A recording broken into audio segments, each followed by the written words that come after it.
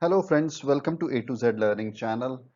This is the season of financial results. Most companies are coming up with their financial results for the first quarter of financial year 23, and this weekend particularly is extremely busy. In fact, you won't believe that this weekend, after the markets have closed on Friday, there are 3-4 key results which are already published or about to be published that collectively that will represent about 30% of the weight uh, in the Nifty, and that's so this becomes an important weekend to take note of how well the key companies have performed in the first quarter of financial year 23, so that we can start to make some sense that how markets are going to react next week.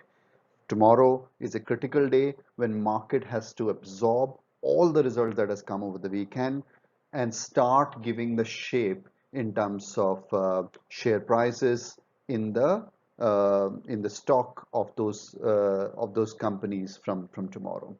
So it's an important weekend. We are also coming up with the financial results of the key companies. So in this video, we will share with you the financial results of two major banks, Kotak Mahindra Bank as well as ICICI Bank. We're not making two separate videos because both results were published yesterday, and it's important sometime to compare these two results because that comparison will hopefully give you some useful input to know how market could kind of take note of these results and behave in terms of stock price performance. So without any further delay, let's commence our video. So as I said,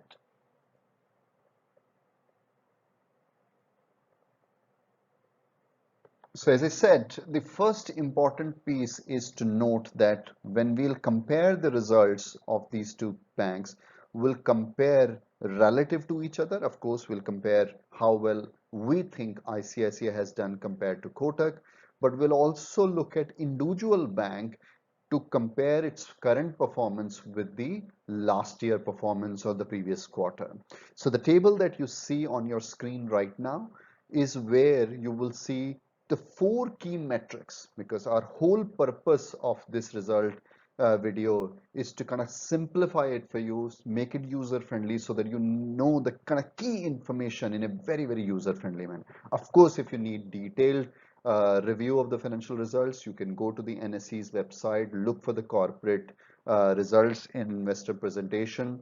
You can go through as much detail as you want. They have kind of posted the full detail of the quarterly performance on the NSE website. So, but here in this video, our objective is to kind of provide you the key information and overall summary and commentary and the narrative that we have on the results, so that it's friendly, it's user friendly for you to kind of look at how well the banks have done and what is likely going to be the reaction of the market. Again, nobody can judge, nobody can predict how the market can react. It's just the kind of opinion that we can share based on how we are interpreting the results of these two banks. So the four key metrics that we are looking at while comparing the performance of these two banks. The first one is the net interest margin. Here you go. And CASA ratio is the second, and net non-performing asset to see the quality of assets, and of course, the most important, the profit after tax. This will also kind of help you understand the relative size difference. You won't believe if you kind of compare ICICI Bank in isolation with the Kotak Bank only, not the Kotak Group. In terms of total deposits that they have, ICICI Bank is roughly the 3 times the size of the Kotak Bank. So you need to keep that in mind when you look at the relative performance. So bigger the size, harder it gets to kind of outperform, continue to grow, continue to deliver great results for the shareholders. But smaller size doesn't mean that that becomes their excuse of not growing. So, but relatively, it's important to keep in mind that the ICICI Bank is roughly 3 times bigger than the Kotak Bank. So let's look at the first one. As I said, net interest margin. Let's focus on Kotak first. Kotak has published the results and their net interest margin is 4.92% in this quarter, relative to 4.6 year on year, which is Q1 of 22. 4.92 or even 4.6, which they performed last year, is amazing performance. Any number which is higher than 3% for net interest margin is considered very good performance. So in that context, Kotak delivering 4.92% net interest margin is amazing performance. And on the top, it is better than their last year. So in spite of amazing performance, they continue to kind of make it even better year on year, which is great. Let's look at on the other side, the ICICI Bank. It is 4.01 versus 3.89% last year. Again, as I said, any number which is higher than 3% is considered very good. So a ICICI Bank achieving 4.01, which is higher than last year, is again amazing performance. But when you look at relatively Kotak versus ICICI, you can see that Kotak is miles ahead in terms of ICICI Bank. But if you look at where ICICI Bank has come from, 7 years ago, there was a great run on ICICI Bank, 7 or 10 years ago, I can't remember. But from that situation where depositors, the account holders had absolutely no trust in ICICI Bank, and ICICI Bank was grappling with a lot of negative news around their CEO and corruption charges and so on. In that context, now bank has really kind of basically they have had the leapfrog performance in last 5-10 years, and getting to 4.01% net interest margin is amazing performance on ICICI Bank. Now let's move to CASA ratio. CASA ratio for Kotak is 58.1%. It is down relative to last year's 60.2%. And it's mainly, I think it's down because both their current accounts as well as saving accounts are down relative to last year. But again, in the context that what does good look like for a CASA ratio? Any number which is higher than 35% is considered very good for CASA ratio. So if current and saving account as a percentage of the total deposits that the bank has, that number is higher than 35% is considered very good. In that context, Kotak delivering 58.1% CASA ratio is much better.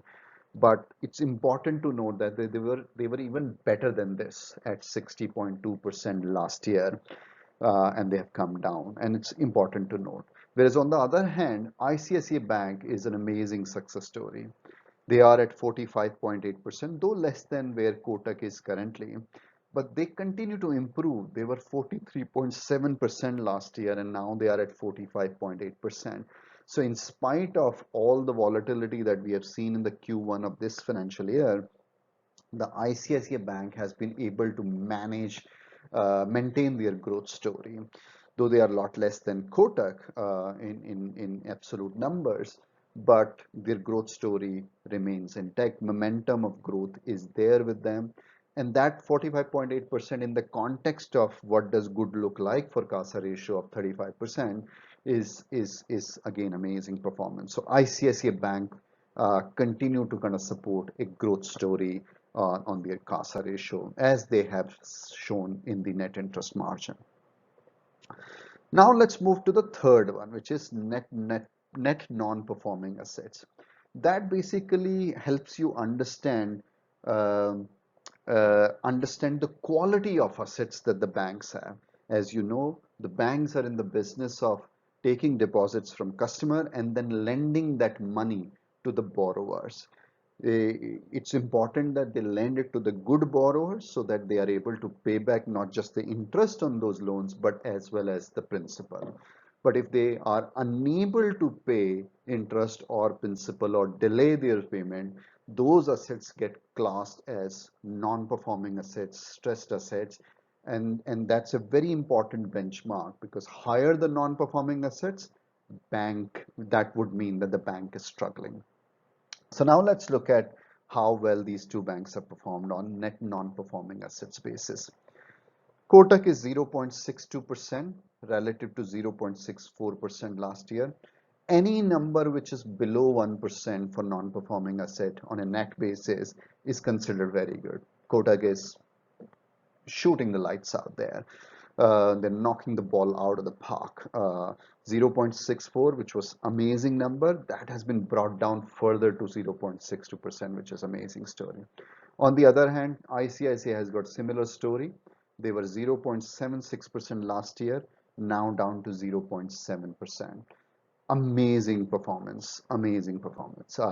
Though, again, I would say in isolation, when you look at Kotak versus ICICI, ICICI 0.7% is still poorer relative to Kotak's 0.62%.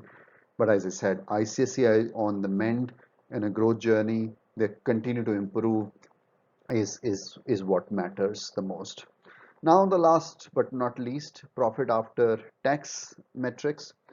Both banks have shown the growth relative to last year. So Kotak has shown 26% year-on-year growth, and their profits are 2,000 crore, just over 2,000 crore. Whereas ICICI Bank has shown the growth of 50%, and their profits are just under 7,000 crore.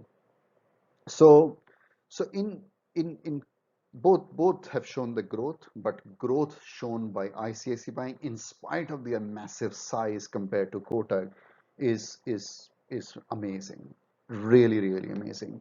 So while when I look at the results of Kotak in isolation, continue to show a growth story, continue to show a well-managed show, continue to show the good quality of assets that they have in their books, continue to show great net interest margin. But the issue that I see purely from the perspective of how markets are going to kind of react to these results tomorrow or next week or next few days, um, they both published on the day when ICICI numbers look lot more growth oriented, lot more promising than Kotak. So I have a feeling, I could be wrong, who knows how the market's going to react. Some of this may be already factored in the price, so all that we'll know only in hindsight.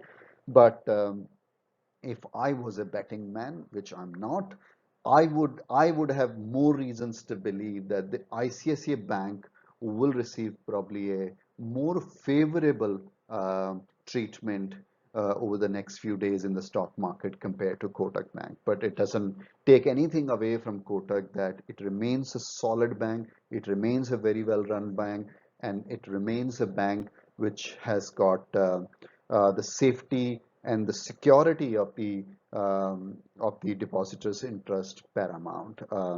So both banks remain very solid. But if I were to kind of name on the back of these results and on the back of the last few quarters' performance, I personally see that ICICI Bank is increasingly emerging as the market leader who's going to set the tone in terms of how the Nifty banks perform, how the overall Nifty performs in the weeks to come. So I hope this quick video where we have focused on the key matrices, performance matrices of these two banks to help you understand how well these two banks have performed in the most recent quarter. So we hope you kind of like this video. And if you think we are doing a good job in terms of publishing this sort of content for you guys, then please do not forget to press the like button. And if you're not subscribed to our channel A to Z Learning as yet, I would urge you to please subscribe and become part of our viewers family. So thank you so much once again for watching our video.